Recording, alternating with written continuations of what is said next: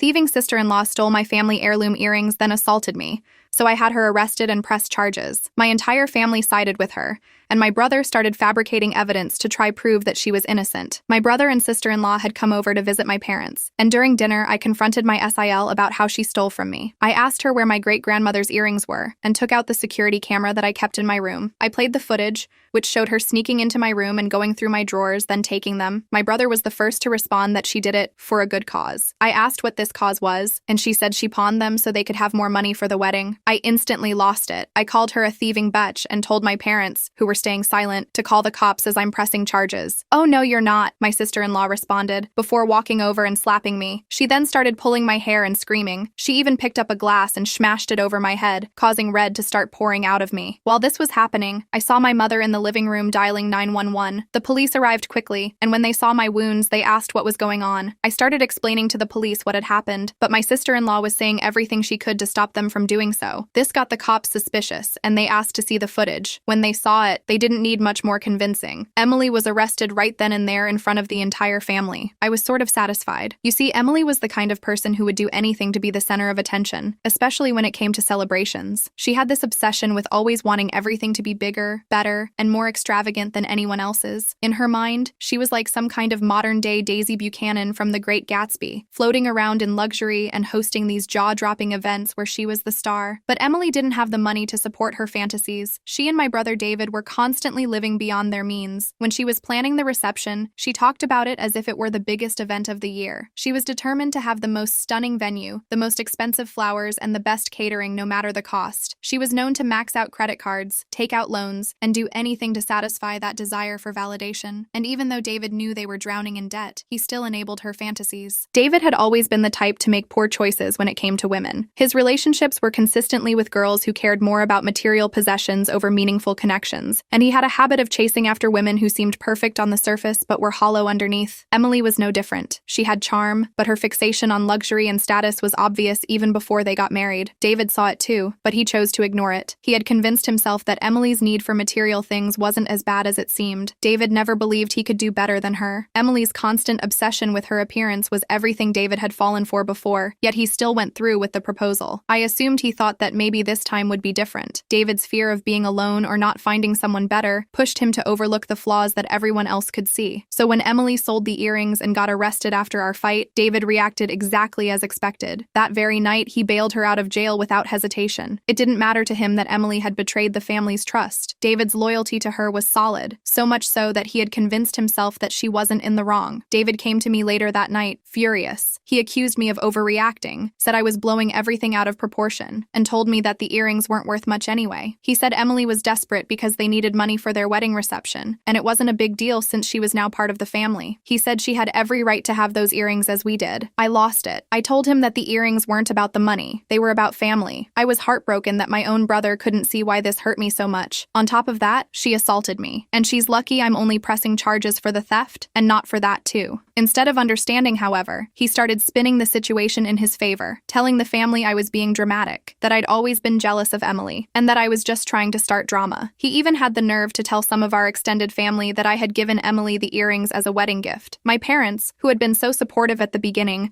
started to question everything. David has always been the golden child since he was the youngest sibling, so it wasn't hard for him to twist their perception of me. He played the loyal husband card, saying he was just standing up for his wife. A few days later, my phone rang, and I saw it was my mom. I almost didn't pick up. I knew exactly what was coming, but I did. I could hear the exhaustion in her voice the second she started talking. First, there was that hesitant small talk, the kind where you can tell they're just trying to find the right moment to bring up the real reason for the call. Finally, she got to it and told me she had talked to David and that he had told her the truth. She said it was really disappointing to hear, and the situation upset all of them. I didn't say anything, just let her talk. I knew David had gotten to her. I could already tell from the tone of her voice that she believed him, or at least enough of his side to think I had some responsibility in all of this. She kept going, saying how the whole situation had gotten out of hand, and then she told me that I should apologize to Emily. She said if we talked things through, it could help heal the family. I couldn't believe what I was hearing. Apologize to Emily for getting slapped and having a glass broken over me after I confronted her for stealing from me, for her selling our family heirloom? My chest tightened as I realized what this was really about. My mom wasn't thinking about me. She was thinking about how all of this looked. She was more worried about smoothing things over than about what actually happened. I hung up the phone. Soon enough, half the family was taking his side side while the other half stood by me. I couldn't believe it. My own family was turning against me, all because of my brother's lies. I was heartbroken. So I decided to press charges against Emily. I wasn't going to let her walk away scot-free. If my brother wanted to protect his wife at all costs, fine. But I wasn't about to let them gaslight me into thinking I was wrong. It was theft, plain and simple. David wasted no time in twisting the situation to protect Emily. The moment I pressed charges, he began telling anyone who would listen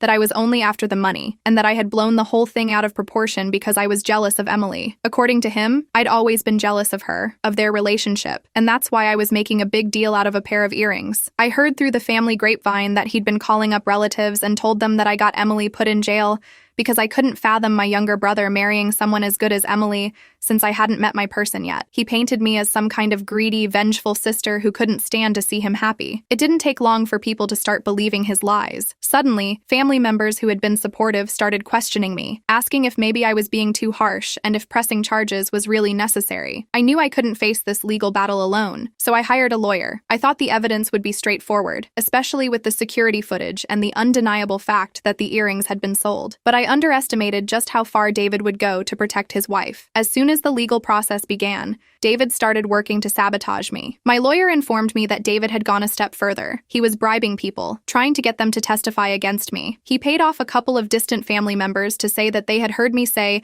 I didn't care about the earrings, and that I had casually handed them over to Emily as a gift for her wedding. It was a complete lie, but the sheer audacity of it left me reeling. He did everything in his power to discredit me. The people he bribed were willing to go on record and speak false testimonies that threatened to weaken my entire case. It didn't take long for my lawyer to pick up on the fact that something wasn't right. The worst came when David submitted supposed evidence to the court and fabricated text messages between me and Emily. My lawyer showed me the screenshots, and I felt my stomach drop. They looked like something I might have actually sent. In the messages, it seemed like I was telling Emily she could borrow the earrings whenever she wanted. One of the texts even went as far as to say, "You can keep them if you like." I had no idea how David had managed to create something like this, but it was clear he was going to stop at nothing to protect Emily. But it didn't stop there. My lawyer managed to track down one of the relatives who came to testify, and they admitted, off the record, that David had pressured them to lie. He'd paid them to say that I didn't care about the earrings, that I had practically handed them over to Emily without a second thought. It wasn't just about winning the legal battle for David. It was about making me out to be the villain. Every new jab David threw reminded me that my brother would rather see me fail than admit that his wife had done something wrong. On the day of the trial, the air felt thick. I entered the courtroom knowing this was the moment when everything would come to light. My lawyer presented our case. He showed the security footage of Emily sneaking into the room, the documents proving the sale of the earrings, and all the evidence of her theft. But then, as the witnesses were called to the stand, David's plan began to unravel. The first witness was a distant cousin. Under the pressure of cross-examination, the cousin's shaky confidence gave way, and he admitted that David had paid him to tell the false story. The courtroom shifted, and tension built up as our cousin's confession exposed David's. Next came a family friend, who also confessed to being bribed by David. Each testimony chipped away at the narrative David had tried to create. These were people he had trusted to lie for him, but under oath, they couldn't keep up the facade. The real blow came when my lawyer presented the fabricated evidence, text messages David had created to make it look like I had given Emily the earrings. Expert testimony confirmed they had been digitally altered, solidifying that David had tried to deceive the court. The judge was appalled by the extent of David's lies and ordered his arrest for fabricating evidence and bribing witnesses. David was led out of the courtroom in handcuffs. His desperate attempts to control the situation had collapsed entirely. Now left to face the consequences alone, Emily was convicted of theft. The evidence against her was undeniable. The security footage and sales records sealed her fate. The judge awarded me the full value of the earrings, along with part of the inheritance my brother and parents had tried to keep hidden from me. Apparently,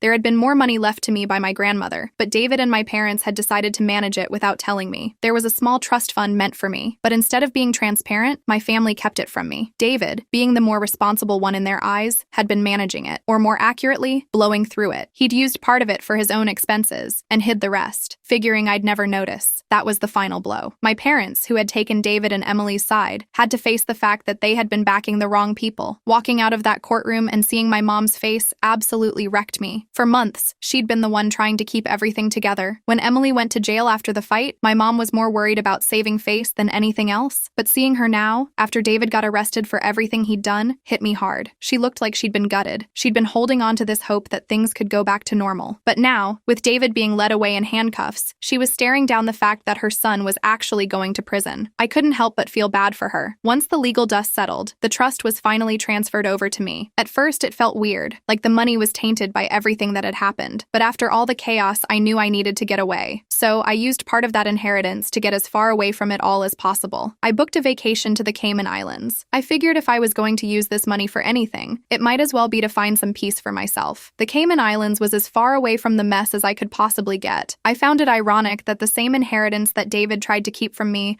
was being used as my vacation money while he was going to spend years in a cell. Once I arrived, it was like I could finally exhale. For the first time in what felt like forever, I wasn't constantly thinking about the trial or my broken family. It was just me, the ocean, and a chance to finally process everything that had happened. I swam, I read, I laid in the sun, and for a little while, it was just about me. Now David is in prison, Emily's reputation is in ruins, and my relationship with my family is complicated. I've cut ties with my brother completely. My parents are trying to make amends, but it's hard to forgive them for how they treated me during this whole ordeal.